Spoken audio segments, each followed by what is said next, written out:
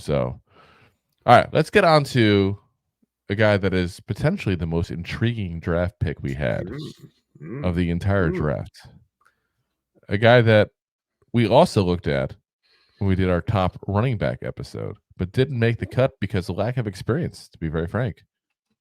But the Giants once again went for athleticism over actual production. Experience. Tyrone Tracy Jr., running back out of Purdue. J-Train.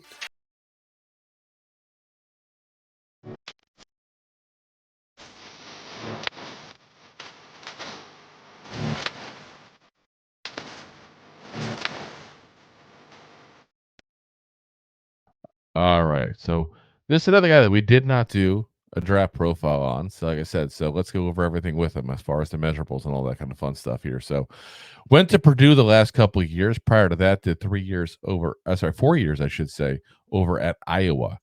6'1", 210 pounds, 24 years old. Was a wide receiver for most of his career. So I actually read a story interesting. I thought that when he was in college, when he was in high school, his coach there wanted to convert him over to a running back. He said no.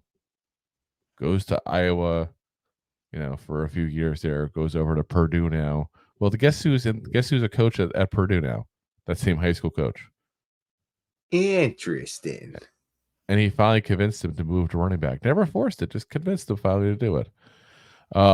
So in Iowa, he was a backup receiver, had to 200 yards a season, basically, except for one season he had about 500 yards.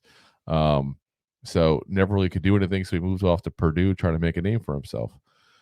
In 22, his first year at Purdue, 14 games, 17 rushes, 138 yards, 8.1 yard per carry average, 28 receptions, 198 yards. So they didn't really know what to do with him yet. Correct.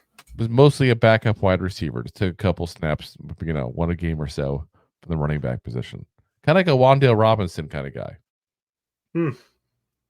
So this year, they finally convinced him to go over to running back. And he fits the mold as far as size-wise, guys. He's not overly tall. He's not overly big. He's 6'1", 210 pounds. He's a perfect fit for this. This year, 11 games, 113 rushes, 716 yards. That's a 6.3 yard per carry average. 8 touchdowns. 19 receptions. Say. He played defense too. 19. So 19 receptions, 132 yards, and an 87.5 PFF grade.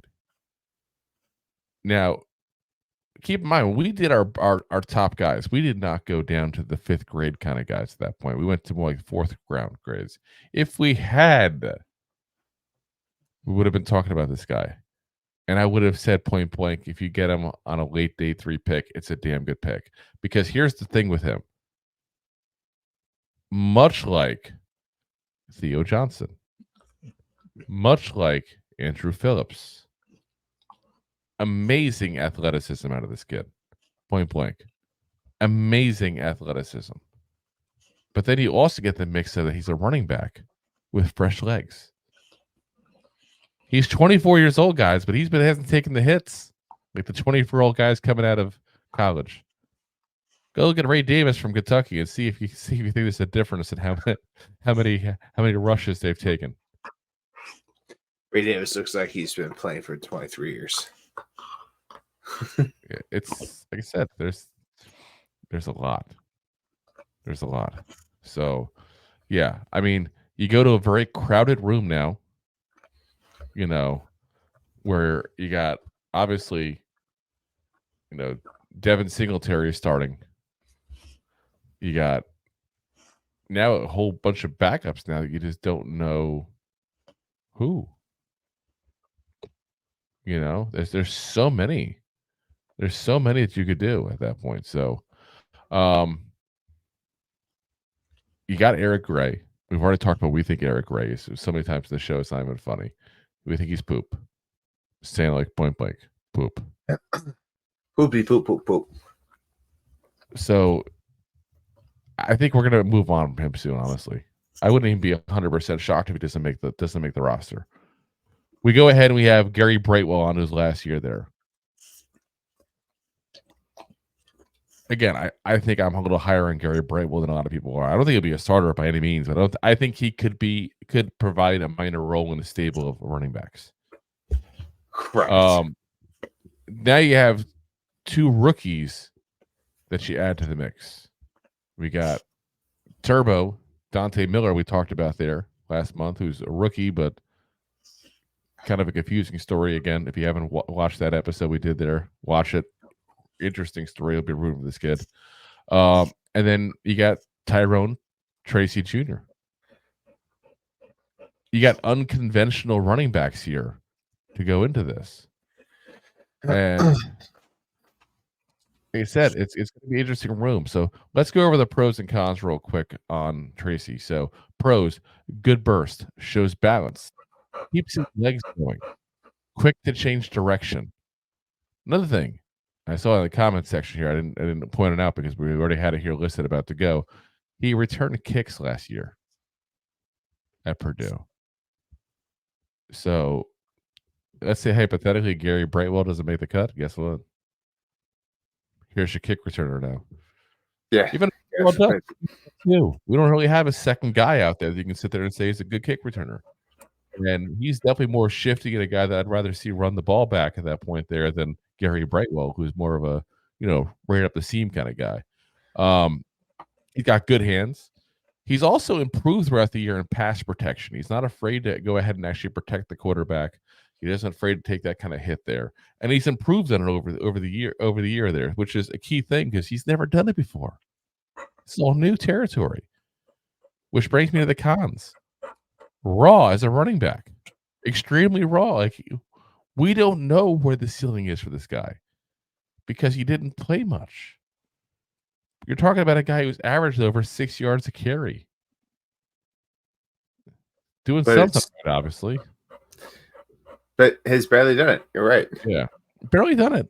He lacks vision. That's, again, from the lack of production of doing it. That's something you learn over time. It's kind of like, when you play a video game and you can walk through it almost with your eyes closed because you've done it so many times. That's what some of this stuff turns into for you. That kind of muscle memory of how to do things, how to look for things, how to wait for things. So when I mean lack vision, he doesn't see things starting to open up because in the NFL, you don't hit the hole when the hole is there. You wait till the hole is about to open up, then you hit the hole and you anticipate the hole opening up as you're running through it. That's how that actually works. I've always hated that hit the hole mentality because no, you don't wait for the hole. You go in hoping the hole's going to be there once you start seeing things spread open. No, you go there knowing the hole's going to open up, not hoping that it's going to be there. Well, you have to hope. Sometimes it doesn't. Let's be honest. You're right. It doesn't, but and that's when you shift to the side. Correct. The good running back knows how the block is moving. He knows what the team. You don't hope it's going to be there. You know it's supposed to be there, and if it doesn't show up, that's when you shift. But my point, what I'm saying is, you can't wait for it to open up. It's too late then. Too quick to try to burst outside, which is interesting. We got rid of Saquon. We picked up Saquon. He's been known, like, literally as one guy in the open at that point. He doesn't try to move and shake or spin to get around him at that point. He goes to go outside, and not only does he go outside, he runs to go outside like a wide receiver returning a punt. You ever see that when you see like that receiver that goes, like, keeps backing up to go back around? That's how he tries to bounce it outside. You can't do that because if you get hit, you're going to be a negative 10-yard rush guy. So he's going to have to learn some of that. This guy also lacks stop start speed. So, like, when you stop, you go to shift, or you stop for a brief second to go ahead and allow the hold to go ahead and start appearing. He doesn't have that kind of ability. Again, he's never had to do that often as a receiver, though. And that's part of what this problem keep coming to be. He also is very fast in the short term, but lacks long range speed. So that's one thing you have to kind of keep an eye on. If you're going to want a guy who's going to be very quick for 5 yards, this is your guy. If you want a guy who's very quick for 30 yards, this is not your guy. So you got to take the good with the bad. He's in a 5th round pick spot for a reason. But I like the pick because this is, again, a guy that very well could be very good. This is a guy who we don't know the potential of at that point yet fully because we haven't seen much in college. I like a late round pick like that. Where I get concerned is when I have a third round pick like that. Yes. That's the concern. In the fifth round, I'm okay with those kind of picks. I like those kind of picks. I just hope he's better than Eric Gray. Yes. And by the time we picked, all the good running backs at that point pretty much were gone, guys. It wasn't like there's that many this draft. So you take a shot and hope it's a home run. I got no problem with that whatsoever. Thanks for listening to Two Giant Goofballs, a New York Giants podcast. We appreciate your support. Thanks so much.